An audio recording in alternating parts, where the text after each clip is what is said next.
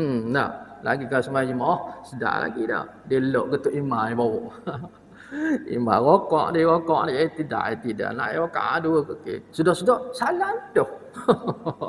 Sudah tiba assalamualaikum warahmatullahi. Dia pun habis dah sembahyang ya. Gitu kan. Ni apa lebat lagi dah. Daripada awal hingga akhir dikontrol oleh syaitan terus. Dia hawa nafsu terus. Nah, betul lah kata Nabi sallallahu alaihi wasallam. Ramai umat aku akhir zaman yang sembahyang tapi hakikat tidak sembahyang.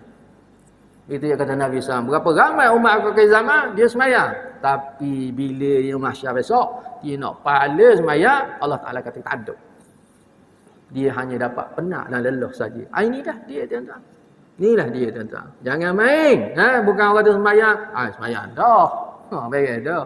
Jangan. Nabi sebut hadis ancaman ni tuan-tuan. 2 hadis ancaman ni mengenai orang sembahyang. Maka kita ingin jadi golongan ini. Rugi sungguh. Nak kita. Mari semua istiqamah semua. Mari. Kalau tak mari apalah kita ni. Mari semua. Dia tak. Sebab itu dia kata biar buat betul-betul. Faham betul-betul. Buat yang terbaik. Jangan jadi 2 golongan ini. Bismillahirrahmanirrahim. Assalamualaikum warahmatullahi wabarakatuh. Al-Fatihah. A'udzu billahi minasy syaithanir rajim. Bismillahirrahmanirrahim. Alhamdulillahi rabbil alamin. Ar-Rahmanir Rahim. Maliki yaumiddin. إياك نعبد وإياك نستعين اهدنا الصراط المستقيم صراط الذين أنعمت عليهم غير المغضوب عليهم ولا الضالين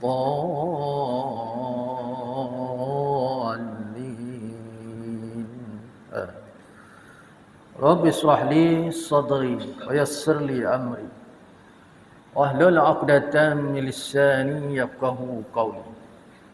Subhanaka la 'ilma lana illa ma 'allamtana innaka antal 'alimul hakim.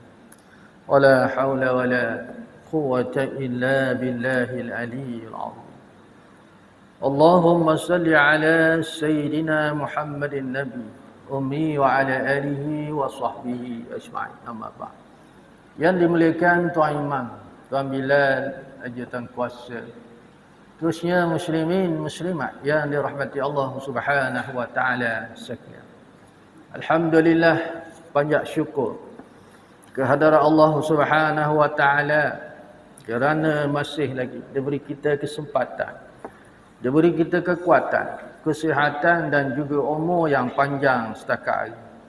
Mudah-mudahan dengan taatnya kita melaksanakan segala titah perintah Allah dan juga segala suruhan baginda Rasulullah sallallahu alaihi wasallam, meninggalkan larangan Allah dan juga larangan baginda Rasulullah sallallahu alaihi wasallam, mudah-mudahan akan ditambahkan lagi nikmat kuat, nikmat sihat dan juga nikmat panjang umur insya-Allah.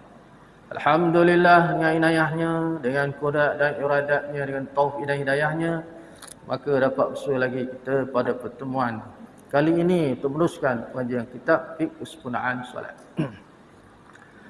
Dan kita masih lagi membicarakan bahawa tajuk perkara-perkara yang perlu diberikan perhatian semasa melakukan rukun dalam perbuatan solat ataupun amalan solat.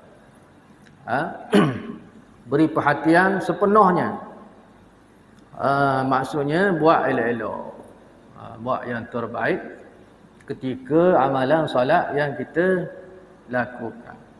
Sebab kita tahu solat ini adalah ibadah yang tertinggi. Ibadah yang terpenting. Dia mempunyai keunikan, keistimewaan tersendiri. Kerana satu-satunya ibadah yang kita berkomunikasi, kita berdialog, kita bercakap-cakap di hadapan Rabb, di sisi Allah Subhanahu wa taala. Maka sebab itulah kita perlu melaksanakan dengan sebaik-baik. Sebab ramai yang melakukan solat ini hanya orang kata lepas batuk tangga. Lepas batuk tangga. Kalau tanya semayang dah? Semayang dah. Dah. Semayang tak lagi tu? Semayang dah. Tapi bagaimana semayang yang dilakukan itu? Kadang-kadang cepat. Di segi bacaannya. Kadang-kadang tidak betul akan fi'linya, perbuatan. Rokok belum sempurna lagi. Naik iktidal. Belum iktidal sempurna. Kembali yang kata qiyam. Tegak sebagaimana qiyam yang kita lakukan. Bermula kita takbiratul ihram tadi. Belum lagi tegak dah turun dah. Inilah perkara-perkara yang dibincangkan dalam aktiviti solat. Itu pada zahiriah. Ada pun batiniah yang kita sedang berbicara, tuan-tuan, sudah pastilah dia akan mengemaskan lagi. Betul, tepat. Baik, terbaik di segi zahirnya.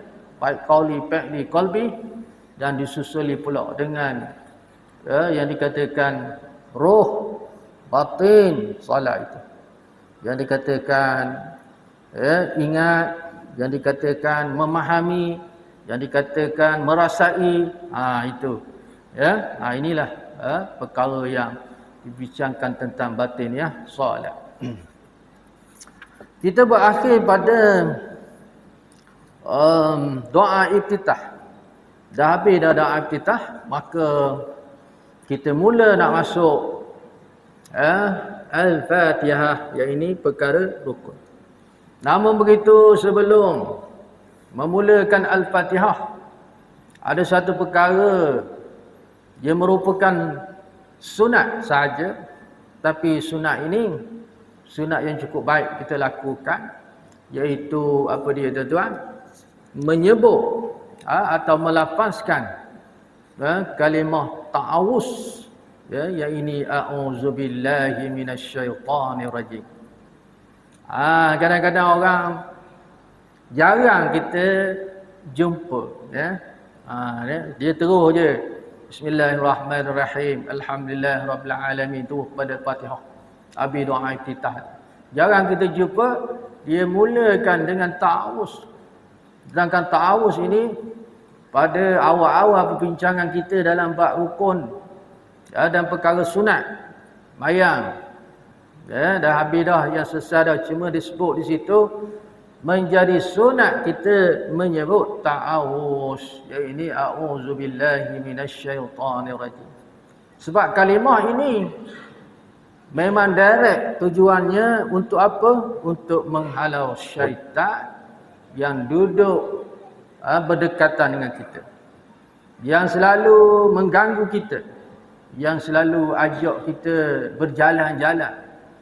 Dia masuk dalam fikiran kita, dalam hati kita. Berjalan merata-riti. Pada zahir saja semayang, tapi ingatan-ingatan tidak ada tentang. Ingat-ingatan hanya yang dikatakan tempat-tempat yang kita duk ingat itu. Semata-mata dunia.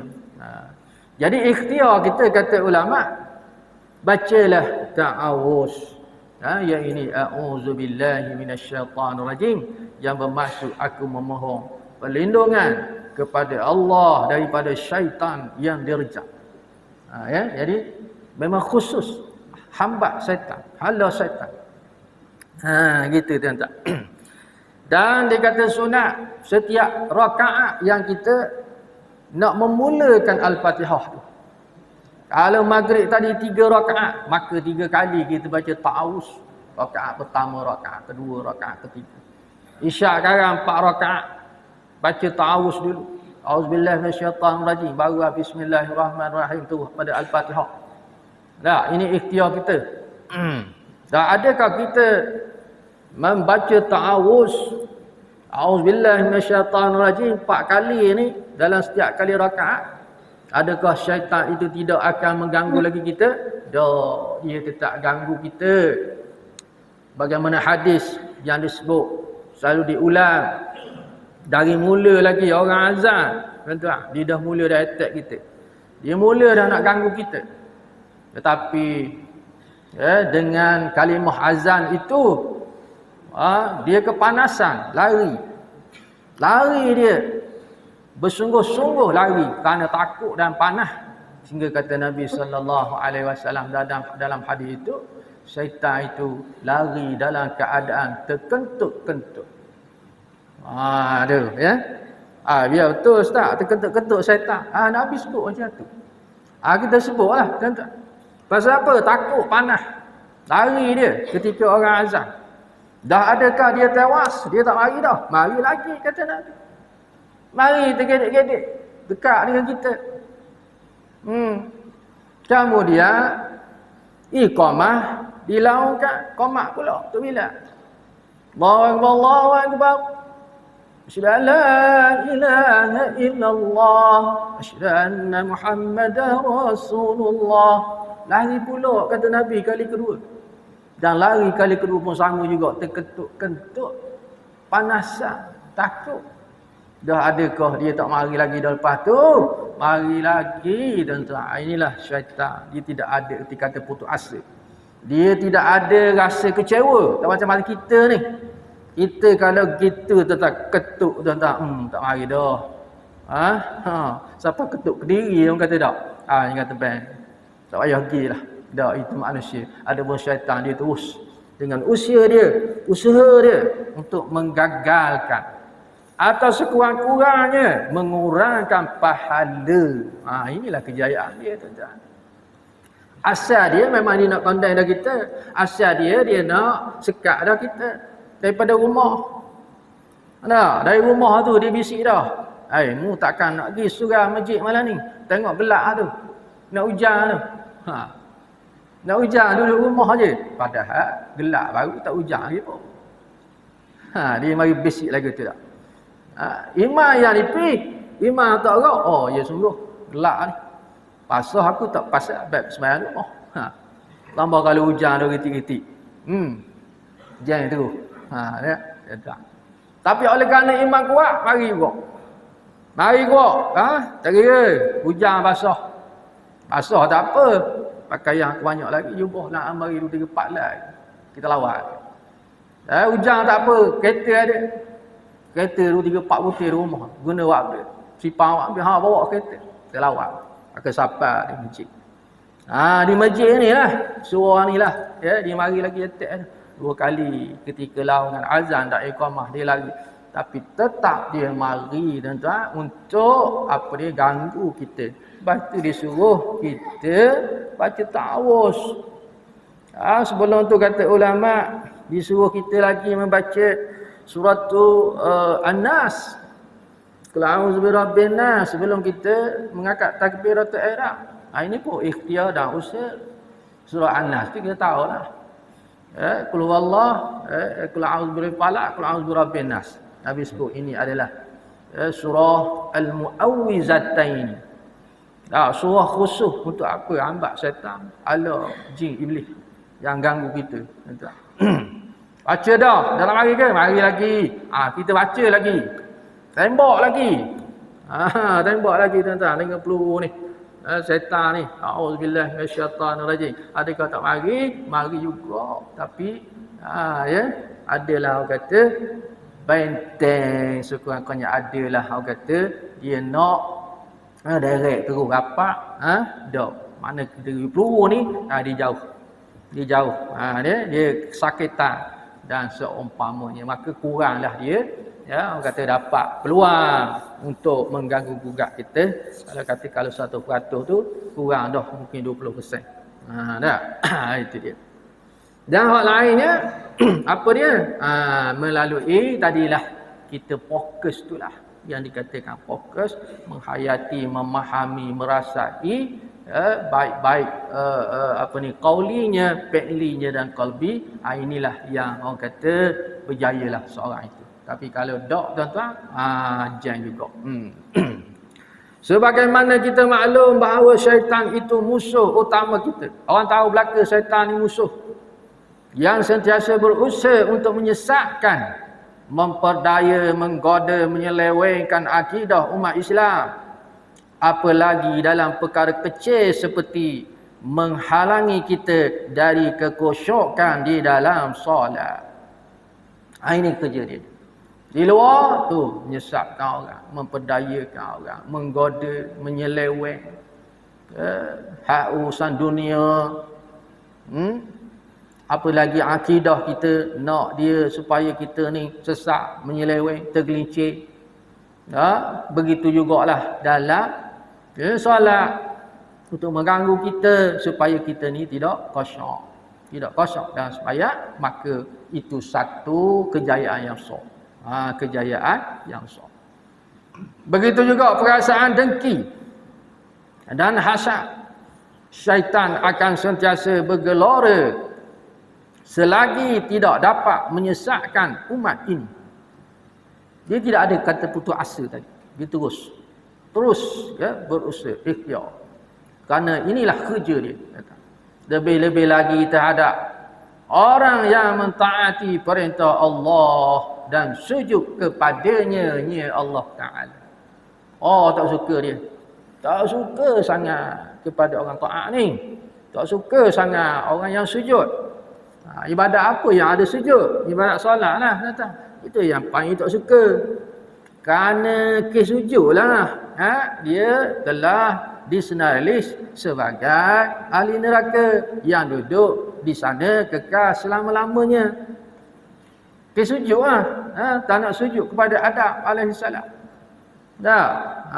Jadi dia fobia dengan solat ni, tu fobia tuan-tuan. Sebab itu ia nak kerjakan juga kita ni supaya kita ni sekurang-kurang saya sebut tadilah kurang pahala kan.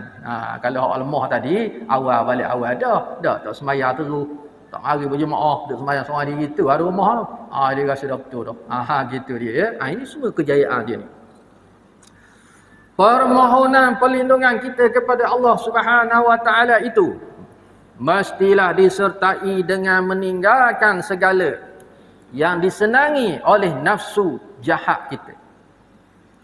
Nak beri kepada tumpuan supaya kita ni fokus kepada ibadah yang kita nak lakukan, utamanya solat ni, maka kita kena meninggalkan segala yang disenangi oleh nafsu kita. Ambil hak nafsu mikir, hak nafsu rasa, hak nafsu nak kena buang tak tepi dulu. Sebab itu episod awal dulu kita sebut, ulama menyebut dalam kitab ini, bila kita nak menghadap Allah, kiamnya kita, maka urusan dunia tak tepi. Kosongkan pemikiran kita, kosongkan hati kita, hak duniawi. Apa duniawi? Semualah kan. Masalah diri kita, masalah keluarga kita, masalah adik-beradik kita. Cerita pasal makan minum, pasal kenderaan, pasal kerja. Ini semua adalah tutusan nafsu dunia. Maka hak ni tak tepi dulu. Kosongkan.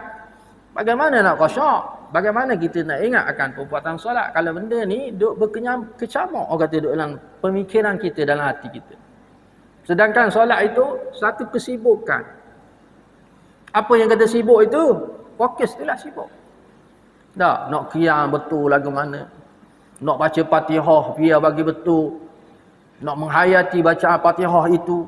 Nak sebut baik-baik perkataan, baik-baik ayat. Nak menghadirkan pula pengertian maksud itu. Itu kata kesibukan solat ni. Tapi tak, kita masukkan hak duniawi, maka itu yang kecamuk tu. Sedangkan solat itu dah sibuk dah. Dibawa pula kesibukan dunia. Maka sudah pastilah orang ini gagal lah. Dia terus keheret. Kancah keduniaan tadi, itu tuntutan nafsu kita.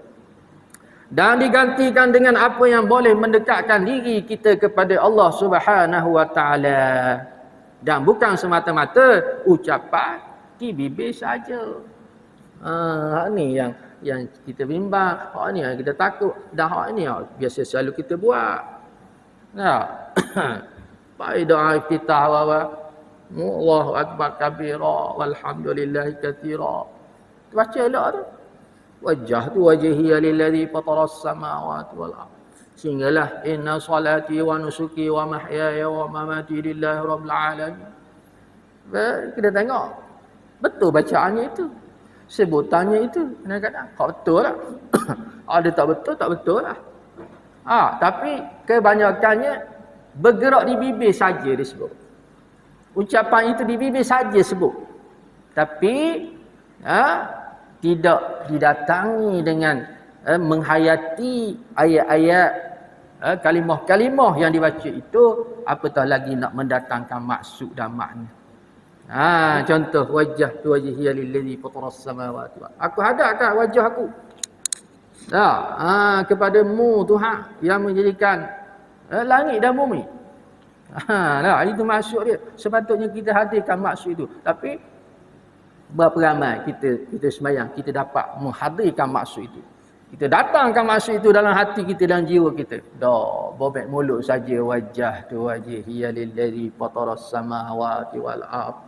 Tapi hati fikiran duduk mana? Duduk pasar. Duduk mana? Di padang bola. Duduk mana? Di pusat beli belah. Duduk mana? Di rumah. Atau membicarakan hal-hal duniawi.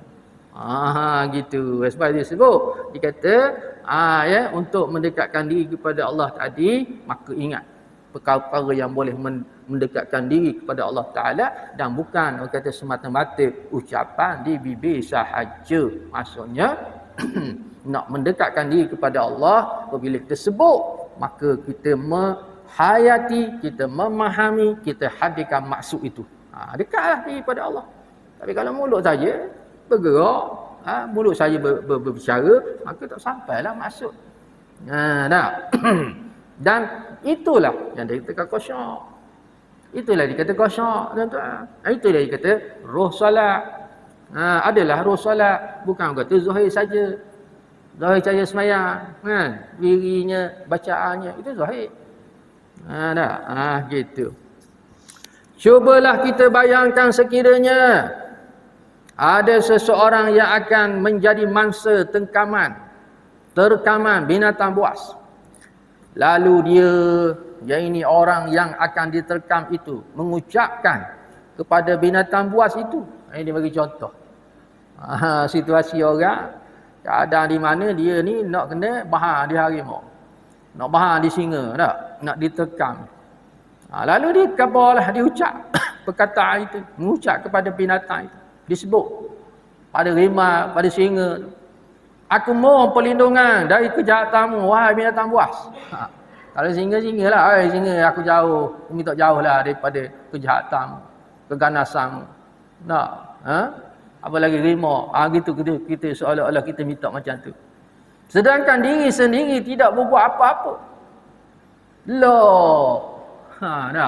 Maksudnya tidak ada ikhtiar. Ini perumpamaan ketika mana kita nak salat tu, kita tahu dah siapa dia. Dia kata dia musuh kita. Yang jelas tadi, siapa? Syaitan. Syaitan duduk sendiri aja. Ibarat dia binatang buah. Seperti singa ataupun harimau tu. Dia nak menekan kita bila masa dalam perbuatan solat kita ni. Seolah-olah kita menghadapi, kalau binatang tadi harimau, singa, kita kabar ke dia. Mu jangan makan aku lah, mu jangan tekan aku lah. Tidak ada usaha langsung. Macam syaitan tunjuk tadi. Dia standby dah. Dah nak jerak kita, nak ngajak kita ni jalan mengerti ni. Tapi kita tidak ada perisai. Kita tidak ada apa yang kita nak usahakan supaya ni dia tidak boleh mengheret kita. Itu contoh yang disebut oleh ulama dalam karangan kitab ini. Sedangkan dia sendiri tidak berbuat apa-apa, yang ini tidak berusaha untuk menghindarkan diri dari bahaya tekaman binatang buah itu. Masalah mulut kabur, mu jangan bahang aku, mu jangan makan aku. Tapi tak ada ikhtiar, duduk situlah, cokor situ. Syaitan gitu juga lah.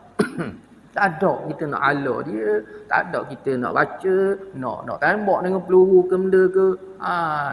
Tapi masih berharap supaya dia tu tidak berbuat apa-apa kepada kita. Mengapa tidak ke usaha? Sebab kita sedar, kita tahu syaitan tu musuh kita. Kalau binatang buah itu, singa tu atau harimau, memang dia tu akan menekan kita. Dia binatang buas, maka kena ada ikhtiar. Itu ikhtiarnya ni. Kalau bab syaitan ni, ini ikhtiar. Baca ta'awuz. Sama ada dengan beralih dari tempat itu atau sebagainya. Kalau binatang, kita pun lari. Itu ikhtiar. Jangan duduk situ. Tak?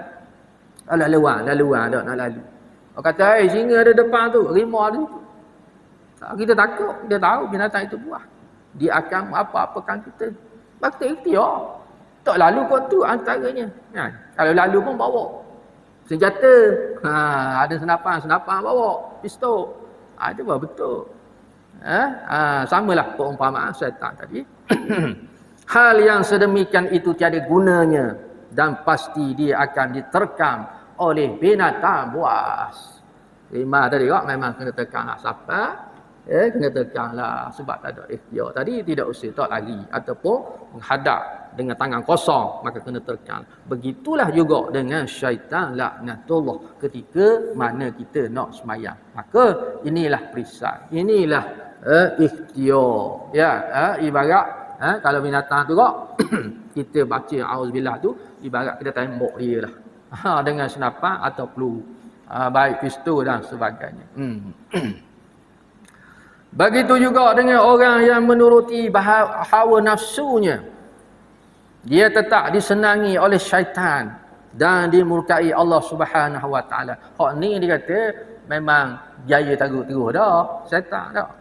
Bagi orang yang awal-awal lagi dia tak nak tepi.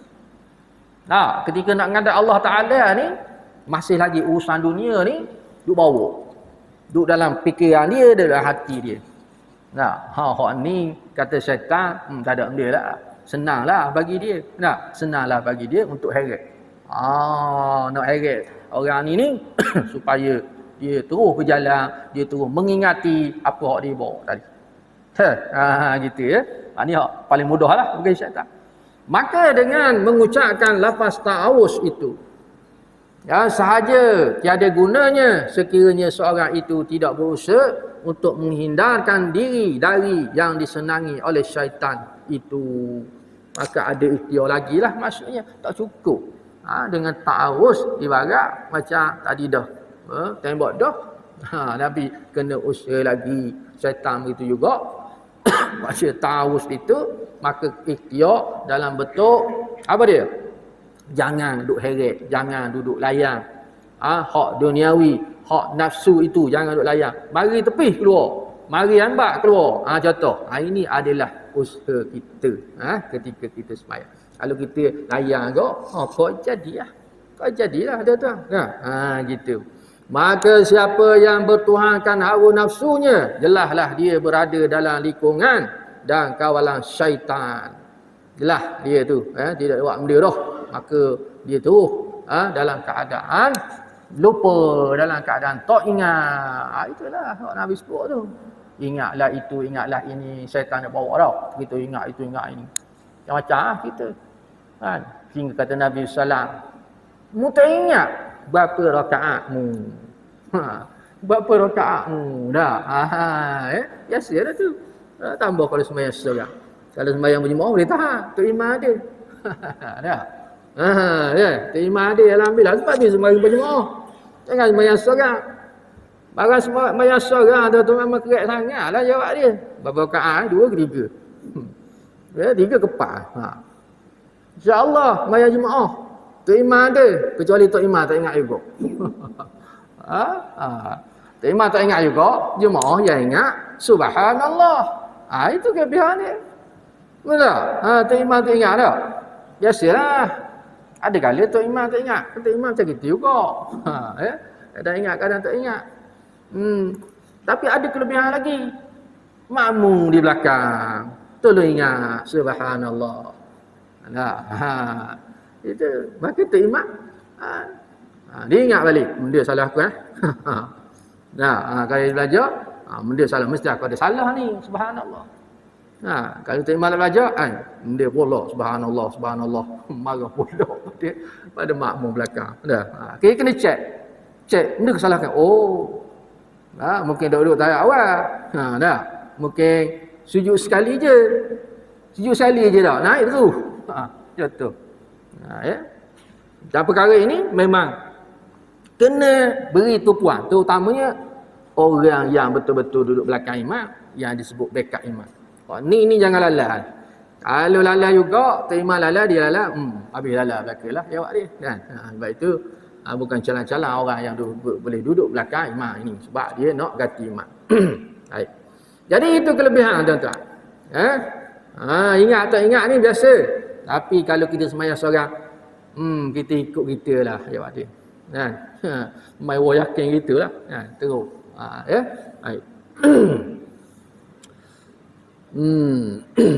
Maka itulah ingat jelas bahawa orang-orang yang sedemikian itu dia sudah jauh lah. Terus ingat kata Nabi sallallahu alaihi wasallam, tak ingat akan berapa rakaat. Dan kita kadang-kadang ingat ataupun tak ingat. Mari-mari tu aku baca dak Fatihah tadi ni mari gitu. Tu imam nak rokok dah ni. Imam nak rokok dah tak? Dia mari. Baca lagi Fatihah. Gerak. Berapa ramai orang lagu tu tuan-tuan. Mayang ni. Sebab duduk layang ni syaitan duduk ajak berjalan. Duduk ajak berjalan. Tu imam dah habis Fatihah. Baca surah. Bila dah habis surah, nak rokok dah. Selesai. Tu imam nak rokok dah. Fatihah aku tak baca lah tadi. Perkara sunat boleh tahan. Kalau main Fatihah, perkara rukun. Kalau yakin dia tak baca Fatihah, tak sahlah sembahyang dia. Kalau dia ikut. Batal sembahyang dia. Tapi ada orang, dia yakin dia tak baca Fatihah. Tapi dia ikut semacam. Apa jadi solat dia? Batal. Kan? Ini perkara yang berlaku tuan-tuan. Banyak berlaku. Sebab persoalan ini selalu ditanya oleh jemaah mengenai hal sedemikian. Kan? Kita jawab. Kalau awak ikut, awak yakin Fatihah tak baca, maka selesailah awak. Tak sahlah sembahyang awak kerana awak meninggalkan perkara rukun. Awak sunat boleh tahan kira. Dan kadang-kadang apa yang berlaku? Dia baca sebenarnya. Dia baca. Dia mari hujung tu, aku baca ke tak? Baca ke tak? Tapi aku rasa aku baca tadi. Bismillahirrahmanirrahim. Alhamdulillahirrabbilalamin. Lepas tu, aku rasa tak dapat merasai dah. Sudah-sudah waladhdallin amin. Bila habis dah sudah. Hak tu hak banyak. Dia rasa mula-mula tadi baca bismillahirrahmanirrahim. Tapi senyap gitu je, Bila imam nak rokok, baru dia ingat. Baca Fatihah lagi. Kadang-kadang dia baca habis pun dia baca tapi tak sedar. Inilah masalah dia. Yang dia kata bobek mulut tu. Bismillahirrahmanirrahim. Alhamdulillahirrabbilalamin. Bobek mulut je tapi hati dia berjalan. Dia berjalan. Dan timbul masalah apa? Dia tidak merasakan dia baca. Dia tidak menghayati apa yang dia baca. Inilah seolah-olah dia ingat bahawa dia tak baca. Dia baca sebenarnya. Tapi dia tak ingat. Dia tak sedar. Tu. Berat tak berat tuan-tuan. Sebab apa terjadi? Kerana dia bawa perkara-perkara yang bertuhankan hawa nafsu dia. Dia bawa hak duniawi masuk. Dia ikut layak syaitan laknatullah. Maka jadilah situasi yang sebut tadi. Terutamanya dalam bab Fatihah. Maka kena jaga-jaga tuan-tuan. Kalau rasa baca tapi tak berapa ingat. Apa tak sedar boleh tahan. Boleh tahan lagi lah maksud dia baca. Ni dia baca terus. Dia tak baca terus. Ketika imam waladhdallin, dia tak sedar pun imam waladhdallin amin tu. Pasal ni kita baca Fatihah dah. Sebab apa? Ketika imam baca Fatihah dia qayyad dah. Dia ikut dah lah ayat dah. Ia sudah waladhdallin amin tu. Jemaah so kira lah kuat amin. Tak sedar masa tu. Bayangkan teruk dah teruk. Jadi pasuklah mai tak bacalah Fatihah kalau ketika mana imam nak rukuk memang confirm dia tak baca tak. Maka batallah solat dia kalau dia meneruskan solat dia dalam keadaan dia tak baca Fatihah. Inilah yang bahayanya tuan-tuan. Bila tidak khusyuk bahaya di situlah. Sebab tu kena ada khusyuk. Jadi kata memahami menghayat tu mesti ada. Jangan duk layan hak zahir saja. Bila zahir saja maka jadi gini. Jadi ginilah ya. Tuan-tuan, sajalah sia-sialah solat seorang itu. Jelas dia berada dalam lingkungan dan kawalan syaitan dan berada jauh dari benteng perlindungan Allah Subhanahu Wa Taala. Dia ikut je syaitan. Sampai habis. Lagi kalau semua jemaah sedar lagi dah. Dia lock ketuk imam dia bawa. Imam rokok dia tidak nak rokok dua okey. Sudah salam dah. Sudah tiba assalamualaikum warahmatullahi. Dia pun habis dah sembahyang ya. Gitu ya. Ni apa lebat lagi dah. Daripada awal hingga akhir dikontrol oleh syaitan terus. Dia hawa nafsu terus. Betul lah kata Nabi sallallahu alaihi wasallam. Ramai umat aku akhir zaman yang sembahyang tapi hakikat tidak sembahyang. Itu yang kata Nabi SAW. Berapa ramai umat aku akhir zaman dia sembahyang, tapi bila dia mahsyar besok dia nak pahala sembahyang, Allah Taala kata tak ada. Dia hanya dapat penat dan lelah saja. Ini dah dia tuan-tuan. Inilah dia tuan-tuan. Jangan main. Bukan orang tu sembahyang. Sembahyang dah. Beres dah. Jangan. Nabi sebut hadis ancaman ni tuan-tuan. 2 hadis ancaman ni mengenai orang sembahyang. Maka kita ingin jadi golongan ini. Rugi sungguh. Nak kita. Mari semua istiqamah semua. Mari. Kau tahu hari tak apalah kita ni. Mari semua dia tak. Sebab itu dia kata biar buat betul-betul. Faham betul-betul. Buat yang terbaik. Jangan jadi 2 golongan ini. Macamlah Nabi sebut. Ramai kata Nabi. Bukan seorang 2. Ramai sangat. Terutamanya umat akhir zaman. Sebab apa? Hak duniawi tutupan nafsu ni cukup banyak. Dah. Banyak sangat. Banyak dunia ni. Macam-macam. Telefon. Dia nak tinggal. Dia ingatnya bola paket silent dah. Gegar. Siapa dia pula telefon aku. Mesej apa pula ni? Assalamualaikum warahmatullahi wabarakatuh. Assalamualaikum warahmatullahi wabarakatuh. Terus buka telefon. Pasal apa? Ada gangguan dah tadi. Dan semayang. Ini dia kata tuntutan nafsu. Inilah hak duniawi. Dia bawa sekali. Mari kaca dah. Jangan terperangkap dalam 2 golongan ini. Ingat ikatan Nabi SAW. Kita lah orang yang semayang. Ketahuilah bahawa salah satu dari godaan syaitan ialah dengan mengganggu kita dari memahami maksud ayat-ayat yang dibaca semasa mengerjakan solat. Memang dia cukup sikit. Memang dia paling tak suka. Baik kacau sungguh tu. Kamu baca mulut sudahlah, beres lah. Jangan mari translate maksud itu. Itu hidup tarik tu. Tarik. Kita berbabak dalam mulut, hati tak ada lah. Hati dia tak mari, perasaan sedar dalam keadaan kita membaca pun tak mari. Ini merupakan waswas atau golongan yang amat besar, godaan yang amat besar. Tuan-tuan. Sebab yang dikendaki bukanlah gerak lidahnya semata-mata, tetapi yang paling utama ialah mengamati maksud dari ayat-ayat yang dibaca itu. Inna salati wa nusuki wa mahyaya wa mamati lillahi rabbil alamin itu. Ini satu ucapan, dialog, percakapan yang cukup hebat. Satu perjanjian, satu ikrar. Sungguhnya mayangku, ibadahku. Inna salati itu, sungguhnya semayangku. Wa nusuki, ibadahku. Wa mahyaya wa mamati lillahi rabbil alamin. Hidup dan matiku karenamu Tuhan. Tuhan Rabbul Alamin.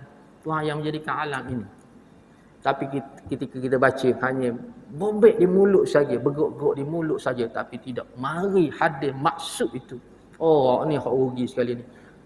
Ketika mana dialog ini direct live dengan Allah Azza wa Jalla. Berapa ramai orang terlepas peluang dalam bab doa iftitah. Sebab tu selagi ingat doa iftitah jangan tinggal. Baca. Inilah dialog, inilah ikrar, inilah perjanjian dalam tumpah keduduk. Sebab ada orang ambil ilmu. Dia dalam sunat dia kata saya baca lah. Baca doa iftitah. Walaupun sunat. Dan apabila masuk Fatihah, lagilah kita nak beri fokus. Bismillahirrahmanirrahim. Dengan nama Allah yang Maha Pemurah, lagi Maha Penyayang. Tu ini contoh dia sebut. Bab sebelum ta'awuz tu kita baca doa iftitah. Jadi masih lagi kupasan mengenai bacaan dalam doa iftitah. Maksudnya jangan kita sebut Allahu Akbar kabira sampailah wa ma ana minal musyrikin tadi ataupun wa ma ana minal muslimin. Kita hanya bergerak bibir saja, mulut saja, tapi sedikit pun tidak menghadirkan maksud dan makna. Maka ruginya kita pertama, dan yang keduanya Ketika itu sudahlah bahawa kita sedang diheret oleh syaitan, oleh nafsu kita dalam keadaan lalai di sisi Rabb, di sisi Allah Subhanahu wa taala. Inilah pembohongan yang besar kata ulama tasawuf.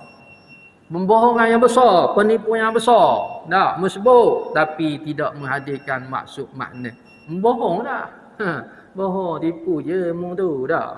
Gitu maka berhati-hatilah dalam hal perkara batiniah, perkara khusyuk. Insya-Allah sikit sebanyak. Mudah-mudahan kita akan memahami sikit-sikit dan kita boleh melaksanakan perkara ini dalam solat-solat yang kita nak lakukan ataupun kita nak buat. Kita nampak dah sikit-sikit perkara yang boleh mendatangkan khusyuk. Dan kesan daripada khusyuk tadi tuan-tuan, dia cukup bahaya sehingga boleh membatalkan, merosakkan solat kita. Itu. Jadi kena fikir-fikirkan. Jangan kata lepas patut tangga tadi, aku sembahyang zahir je, qauli fi'li qalbi lepas beres lah. Jangan rugi tuan-tuan. Kita takut masuk dua golongan tadi. Sebelum berjumpa dengan Allah, maka kita kena betulkan banyak solat kalau kita buat selama ini dalam keadaan lalai, dalam keadaan tak ingat kepada Allah Ta'ala. Okey, wallahu alam, sekadar itu saja persiapan ilmu malam ini yang sempat. Mudah-mudahan sikit sebanyak ada baiknya untuk kita amal dan kita sampaikan. Wallahu alam Kita sudahi dengan tasbih kafarah dan juga surah Subhanallah wa bihamdi subhanakallah wa bihamdika asyhadu an la ilaha illa anta astaghfiruka wa atubu ilaih. Bismillahirrahmanirrahim. Al-'asr innal insana lafi khusr kalladzina amanu wa 'amilus shalihat wa tawassaw bil haqqi wa tawassaw bis sabr. Assalamualaikum warahmatullahi wabarakatuh.